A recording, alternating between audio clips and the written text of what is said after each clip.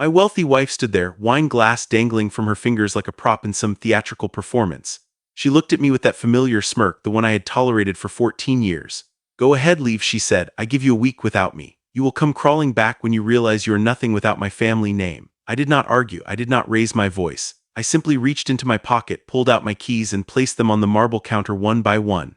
Penthouse key.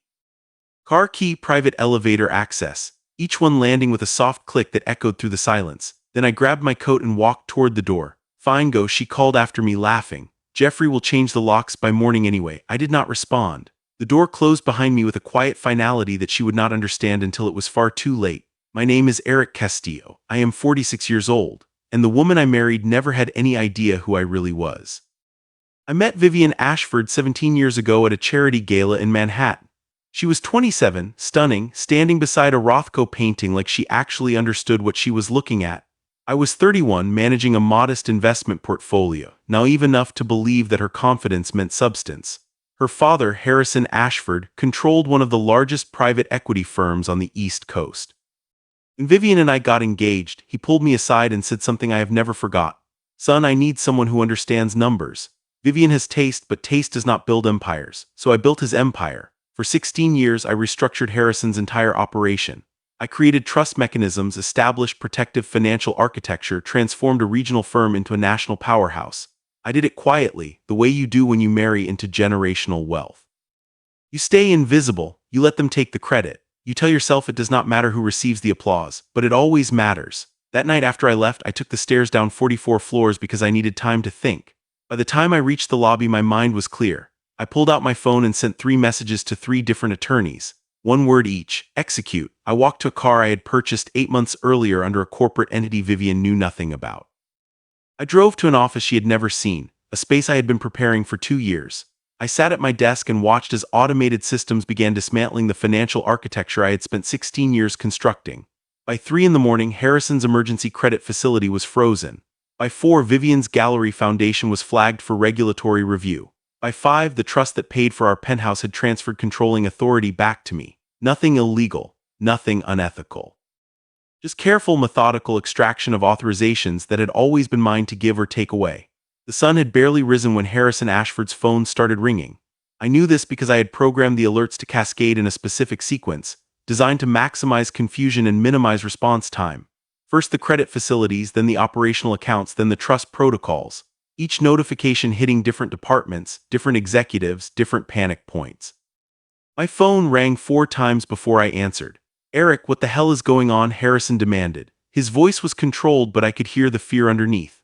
Good morning, Harrison, I replied calmly. Do not play games with me. I just received a call from First Continental saying our backup credit line is frozen. They are citing a custodial authorization issue. That is correct, I said. I withdrew my custodial guarantees last night. The credit facility was structured under my authorization as managing trustee. Without that authorization, no new draws can be processed. Eric, this is not funny. We have payroll clearing in 36 hours. Payroll will clear, I assured him. Operational accounts are separate structures, but discretionary credit access has been suspended pending restructure. Why would you do this? He asked, and I could hear him struggling to understand. Your daughter told me to leave, so I left. And when I left, I took my authorizations with me. You cannot just, he started, then stopped. Because he knew exactly what I could do. He had signed the documents giving me that authority 12 years ago, back when he needed someone he could trust to hold the keys to everything. In the background, I heard another voice. Vivian, shrill and confused. What do you mean the bank called? It is 7 in the morning. Harrison's voice became muffled as he covered the phone, but I heard him clearly. The bank called because your husband pulled his financial guarantees.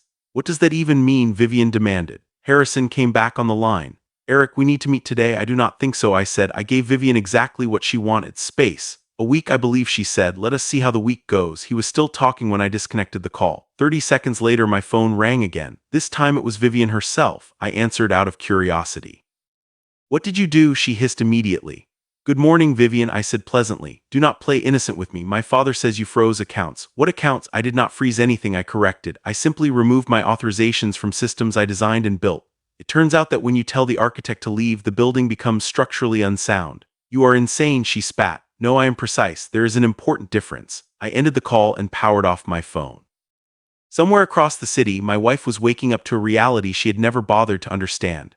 The next 72 hours revealed truths that had been hidden for years. Vivian's closest friend, a woman named Delilah who had been her roommate at Princeton, appeared at the penthouse unannounced. But she had not come to comfort Vivian. She had come to deliver a message. I have been watching you destroy him for years, Delilah told her. Every dinner party where you mocked his work. Every gala where you introduced him as the numbers person like he was hired help. Every time you rolled your eyes when he tried to explain what he actually contributed to your family's success.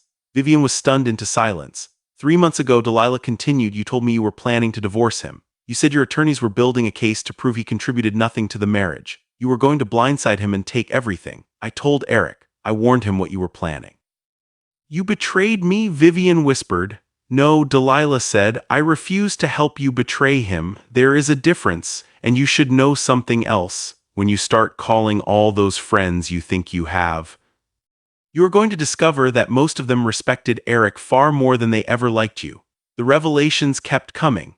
Harrison called an emergency meeting with his attorneys and forensic accountants. What they discovered was devastating.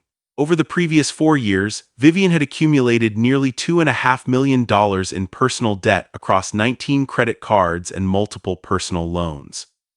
Designer purchases, private jet charters, exclusive memberships, all charged to accounts she assumed were covered by family money. They were not. They were personal accounts opened in her name using the family's credit history as leverage. Eric had separated his finances from hers 3 years earlier. The documentation was meticulous. He had been covering his own expenses and contributing to shared household costs, but her personal spending had been entirely her own responsibility. She had simply never bothered to check. The Gallery Foundation was worse. The Ashford Family Arts Initiative, Vivian's pride and accomplishment, had been technically insolvent for nearly 2 years. Eric had been covering the shortfalls through personal capital injections to protect her reputation. Those injections stopped the night he walked out. The foundation's board voted unanimously to remove her as director pending financial review. But the most devastating discovery came when a private investigator's report arrived at Harrison's office. Someone had been documenting Vivian's activities for 6 months. The report contained photographs, bank statements, credit card receipts, and text message records. Vivian had been having an affair with a gallery owner from Chicago named Bennett Calloway. 8 months of hotels, weekend trips, expensive gifts. $370,000 spent on the relationship, all funded through credit accounts tied to family assets. Harrison sat in his office, staring at the evidence of his daughter's double life. The woman he had raised, the daughter he had protected and provided for, had been systematically destroying everything while blaming her husband for her unhappiness. The board meeting that followed was brutal. One by one, the directors acknowledged what they had refused to see for years. Eric Castillo had built everything. The trust structures, the credit facilities, the investment protocols, all of it ran on systems he designed with his authorization as the failsafe. When he walked out, he took the keys with them. We need to make him an offer, one director said. Full operational control, board seat, equity position, compensation that reflects his actual value. His marriage to Vivian becomes irrelevant to his role in the company. Harrison looked around the table at the unanimous agreement. His daughter was being cut out of her own family's business, and he was the one who had proposed it. Meanwhile, I was having dinner with my daughter. Serena was 18, sharp and perceptive, nothing like her mother. She had called me 2 days after I left, asking to meet privately. Mom says you are trying to destroy us, she said immediately, that you froze all the accounts and we are going to lose everything.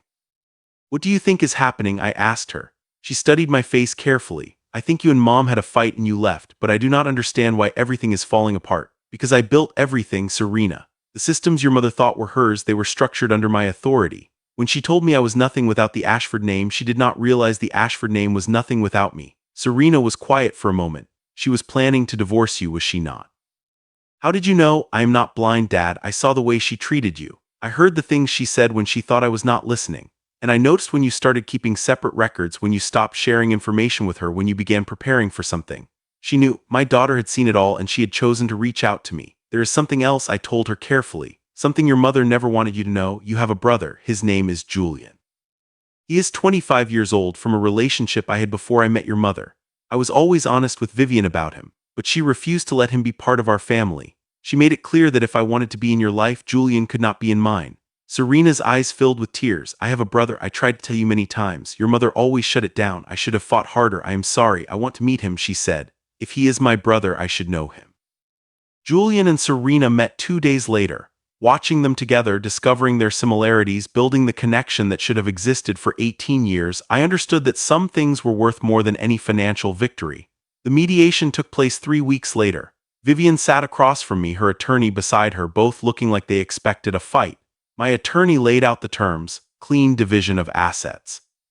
Vivian would retain her trust fund, approximately $9 million, and her personal art collection. I would retain my equity stake in Ashford Capital, my personal accounts, and my separate business holdings. Joint custody of Serena with no restrictions on my relationship with Julian. What about the affair? Vivian asked quietly. If you accept these terms, what you did stays between us. I have no interest in public humiliation. I just want this to be over. She signed without further argument. 6 months later, I stood in the executive boardroom as the newly appointed chief operating officer of Ashford Capital. The quarterly numbers had exceeded projections by 22%. The restructuring I led had positioned the firm for its strongest fiscal year in 3 decades. Harrison approached me after the meeting. I made a mistake, he said quietly. Years ago, when I brought you into this family, I saw your value.